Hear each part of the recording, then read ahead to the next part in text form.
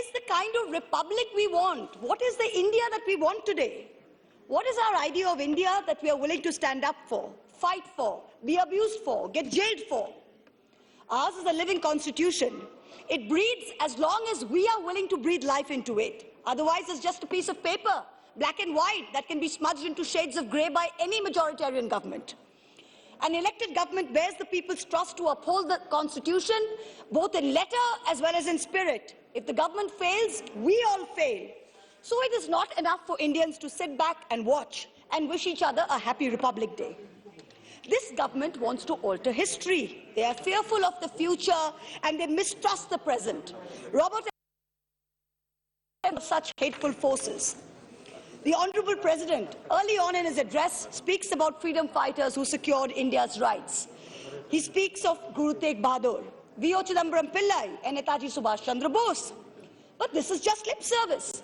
In reality, recalling India's past, a past of decency, a past of plurality, a past of secularism, makes this government very, very insecure.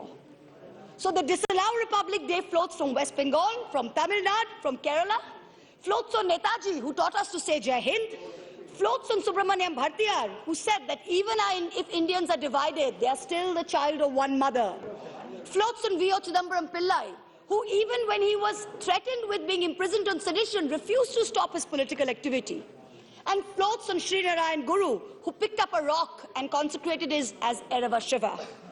The invocation of an imaginary past, however, goes on and on. This government has reinvented Savarkar as a freedom fighter. The apology letter he wrote to the British, begging for release, is now being recast as some kind of strategic masterstroke. The appropriation of Bhagat Singh, who was staunchly anti-fascist. The appropriation of Sardar Vallabhbhai Patel, who banned RSS after becoming Home Minister. The President's address refers to Netaji on multiple occasions. I will remind this Republic that this is the same Netaji who said, the government of India should have an absolutely neutral and impartial attitude towards all religions. Would Netaji have approved of a Hardwar Dharam Sansad that issues blood-curdling calls for Muslim genocide? On June 14, 1938, in Kumilla, now Bangladesh, Netaji said, communalism has raised its ugly head in an all-out nakedness. Netaji's Indian National Army's insignia was Tipu Sultan's springing tiger.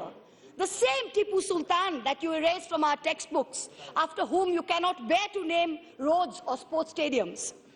The INA's mottos were three Urdu words, Ittihad, Itmad and Qurbani. Unity, trust and sacrifice. The same Urdu language that this government is so delighted to replace with Hindi as the first and official language of Jammu and Kashmir. The President's address refers to Khadi being a symbol of consciousness under the leadership of Bapu. But the unholy Dharam Sansad's issue calls to kill Bapu all over again. You have already succeeded in glorifying Gandhi's assassins. But just for the sake of those children who will grow up watching Beating the Retreat without his favorite hymn, let me remind you of some of the lyrics. Come not in terror as the King of Kings, but kind and good, with healing in thy wings. Tears for all, a heart for every plea. Come, friends of sinners, abide with me. The President's speech lauds these great personalities for fighting for our rights. But in reality, the masters of our republic fear their own irrelevance if in future India and Indians are actually guaranteed the rights and liberties enshrined in our constitution. The Freedom House Report 2021 changes India's status from free to partly free. The World Press Freedom Index, India retains 142nd spot out of 180, remains one of the most dangerous places globally for journalists today. The Human Freedom Index 2020, measuring personal, civic and economic freedoms, puts India at 111th spot out of 160. You fear a future India which is comfortable in its own skin. What do I mean by this? You fear an India which is comfortable with embracing... Mahua ji, thoda sa prem se boliye, itna gussa nahi kariye. Gussa se boliye. Kya kare? Haan, अच्छा se boliye. Which is comfortable. हाँ. आप कह रहे हैं प्रेम से बोलने पर रामधारी सिंह दिनकर का एक कविता हम आपको बोल दे सहनशीलता क्षमा दया को तब पूछता जग है, बल का दर्प चमकता उसके पीछे जब जगमग है।